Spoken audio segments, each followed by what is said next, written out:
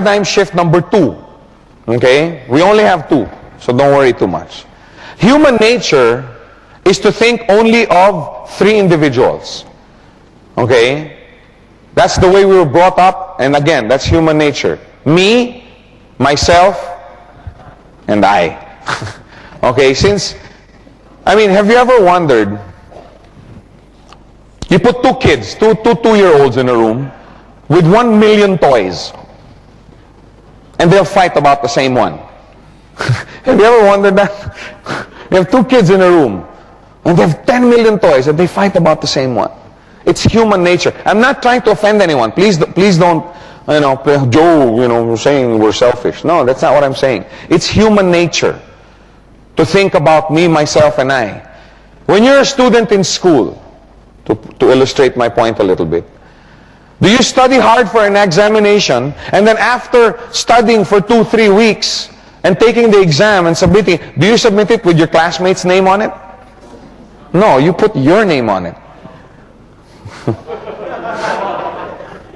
If you know you did bad on the test, then maybe you want to put your classmate's name on it, right? But no, you want the grade, you want the passing grade, you want the high mark. In the corporate world, you don't work on a project, then give credit to your colleague because you want the promotion yourself, right? You don't work on a project, get everything in, the loan pushes through or whatever, and say, no, I didn't do it, Harun did. No, in the corporate world, no, it's in my report. This was my project, blah, blah, blah. Why? So that you get the promotion. And there's nothing wrong with that. Let's face it. In this world, we were brought up in an environment where success and financial compensation is determined by getting credits for your work, your volume, your efforts. That's the way we were trained. That's the society that we grow up in. Whether we admit it or not. There's some people that will admit it, and there's some people, that will say, no, I only think of others. Well, then why do you think of others? Because it makes me feel good. So the benefit ultimately still ends up going to you. You know what I'm saying? That's human nature. Okay, which now brings us to the classic WIFM. How many know what that means? With them. What's in it for me? My mom always used to tell me that as a teenager growing up. As long as you build your business that caters to this, in other words, to someone, what's in it for him, then you're going to make money. If you want to make money in this business, paradigm shift number 2. Forget about yourself.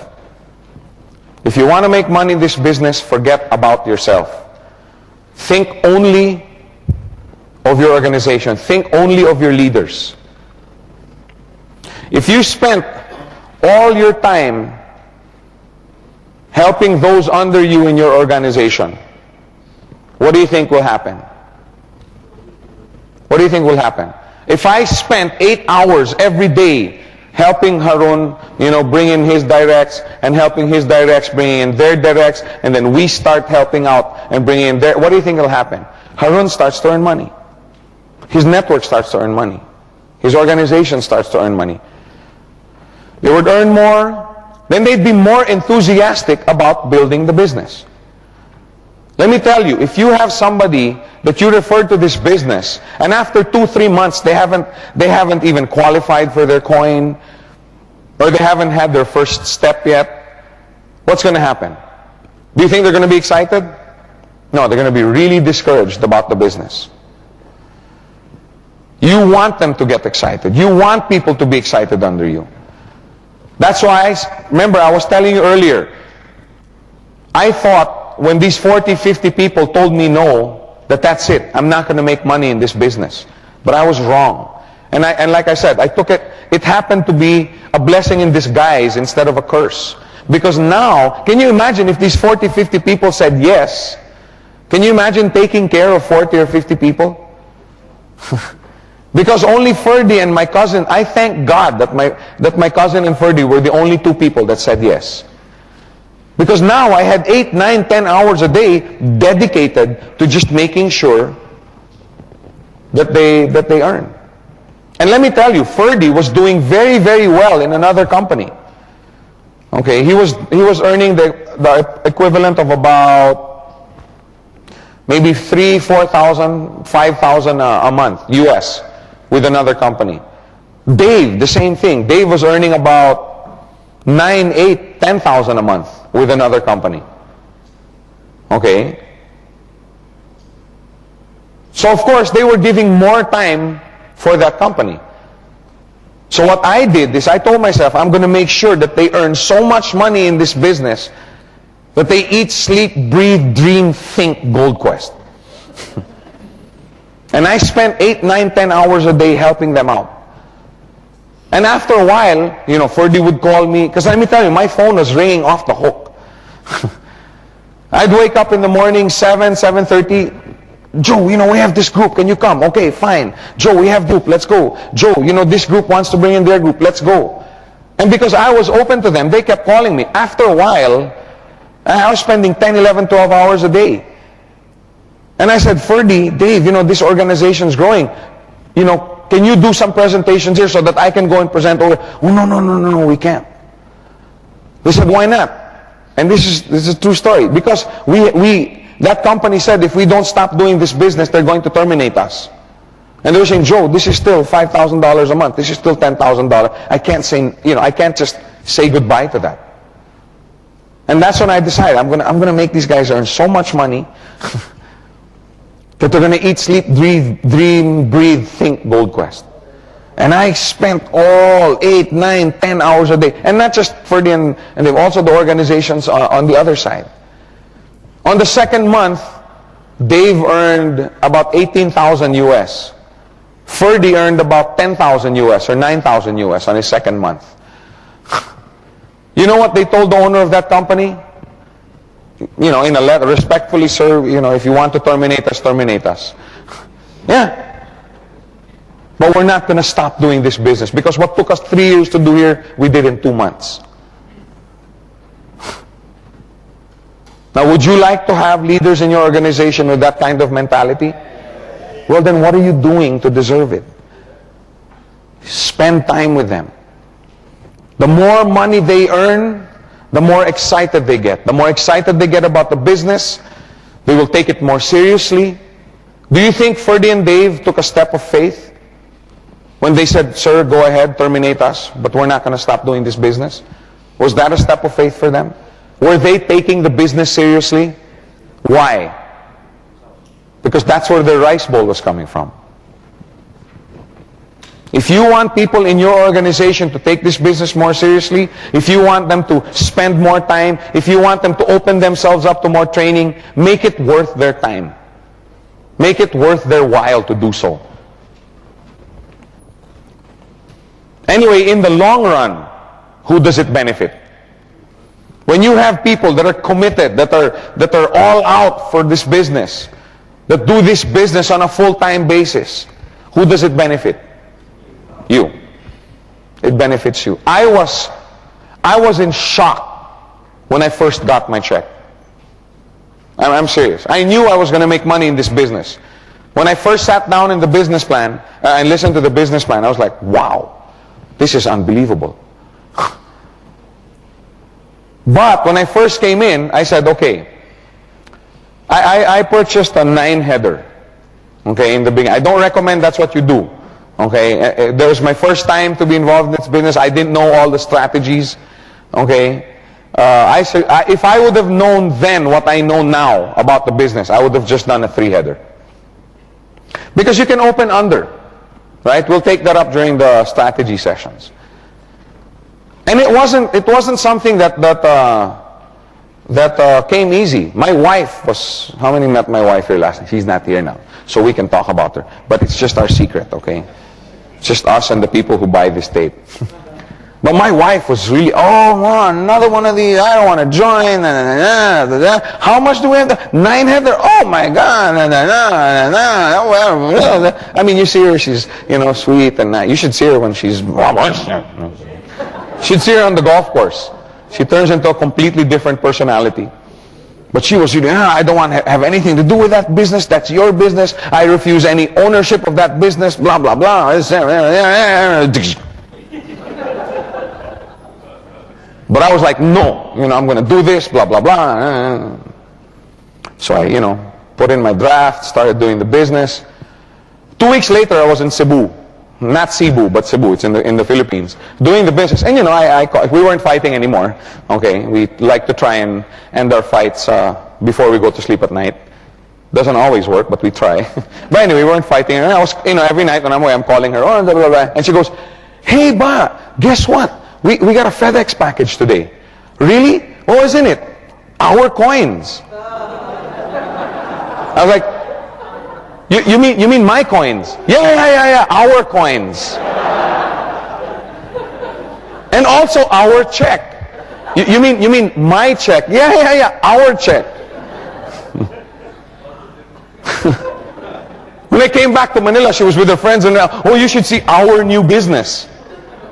I was like, our new business? I thought this was my business. But that's the way it is. How many had a similar experience when they were starting the business? You mean my wife said the same thing to you?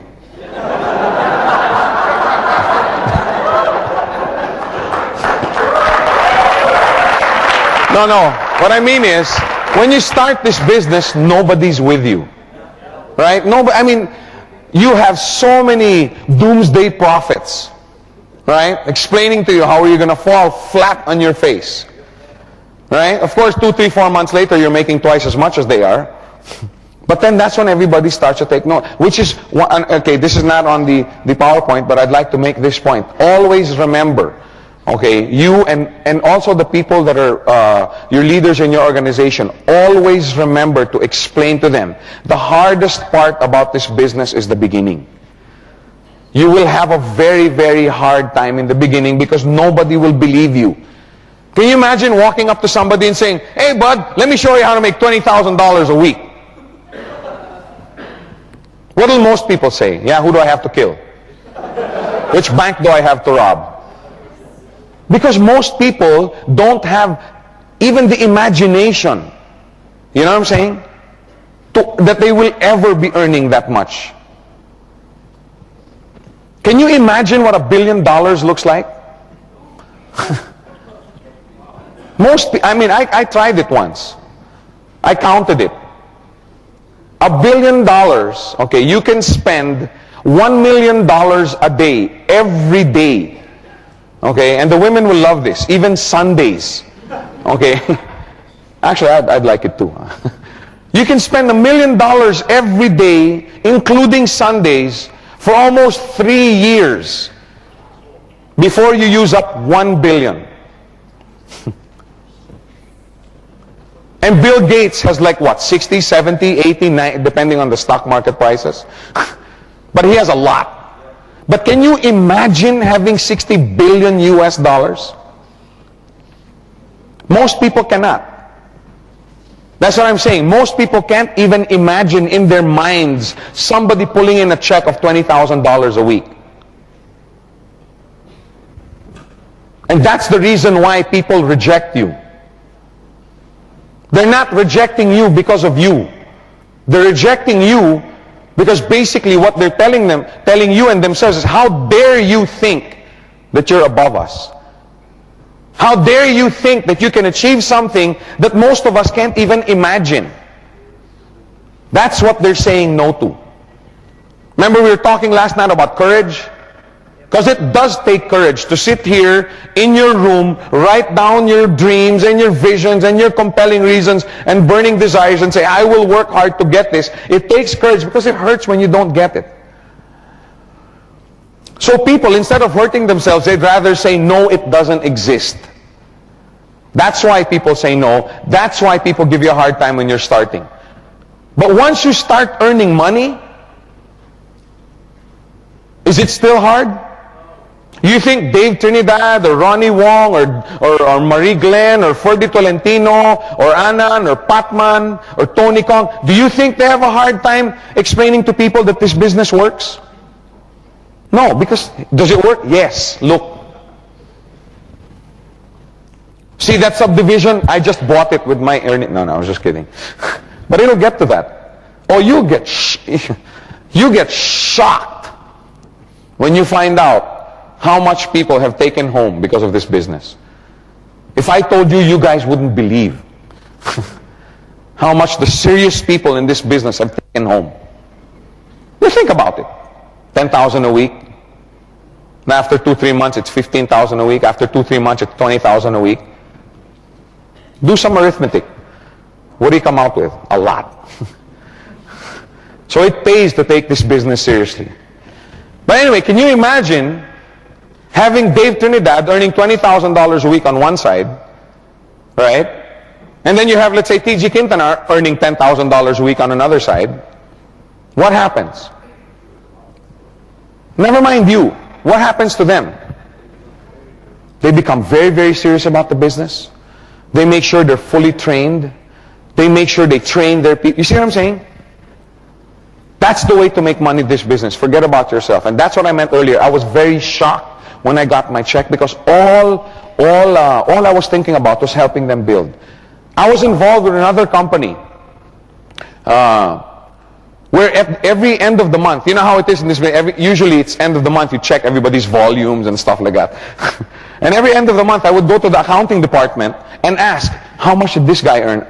And I'm talking about all my downlines, because this was an MLM company, you know, and these are all my downlines. And I was asked, how much did this person make? How much did this person make? And every month I would come and ask how much they made, how much they made. And finally, after 2-3 months, the president of that company pulled me aside and said, Joe, how come you're only asking about, you never asked about your check? And I said, you know, it's inevitable. If these people make money, I will make money. And the only way I will make money is if I help them make money. In other words, I'm asking you to do something that I have done and I know it works. Just make sure they earn money. Can you imagine having 5 on your left and 5 on your right? All of them are millionaires.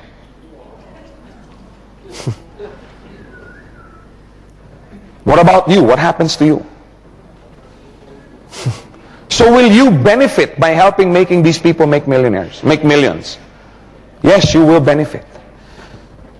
The only way you can earn big bucks is to help others earn big bucks. Don't gauge your success in this business by the size of your checks.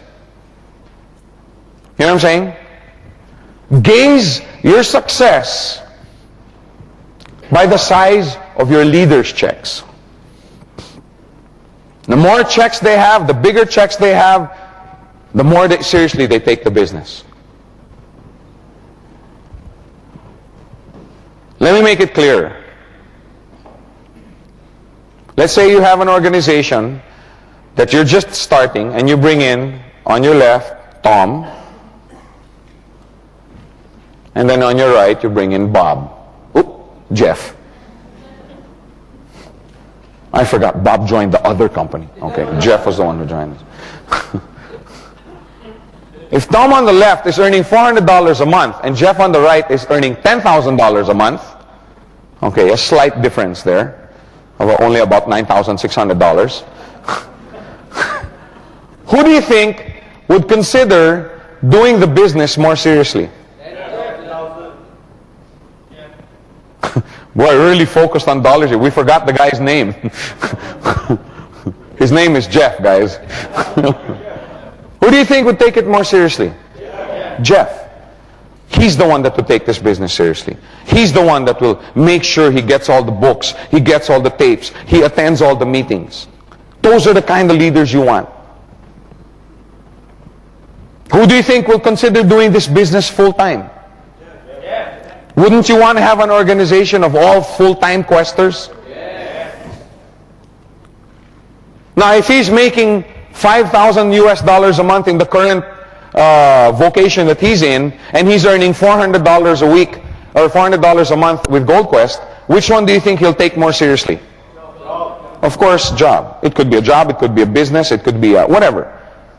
You see what I'm saying? But if he's earning $5,000 a month here, right, and he over here on the other side, he's earning $20,000 a month, which do you think he'll take more seriously? This one. So if you want your leaders to take this business more seriously, it's up to you. It's up to you. You have to make it profitable for them to take this business more seriously. And as a byproduct of this effort, who makes money? You do. I remember one time Dave Trinidad took me out to dinner, Dave and Ferdy, and Chit, and Pastor Bob, all the leaders in his organization, they took, which is really nice. Okay, because I remember when you were first starting, you know, of course, you know, you have meetings and you meet in restaurants and, you know, everybody, oh, when the bill comes, you know, everybody, you know, oh no, everybody's pulling out, you know, Dutch treat. You know, we call it KKB in my country, kanya-kanyang bayad for the Filipinos, which means which means Dutch treat. But nowadays, you know, it's all, no, let me take the bill. Oh, ha. No, Joe, let me take the bill. Okay, fine, go ahead. But anyway, I remember that during that dinner, Dave goes, you know, Joe, I can't think of a better way to make money. All I do is help people make money, and the more money they make, the more money I make. I can't think of anything more fulfilling financially. And that's the attitude that you should have. That's the attitude that you should have. In review, paradigm shift number one, learn how to work with your circle of influence. You don't seem very convinced. You must have had a very big lunch. Learn how to work with your circle of influence and teach others to work with their circle of influence.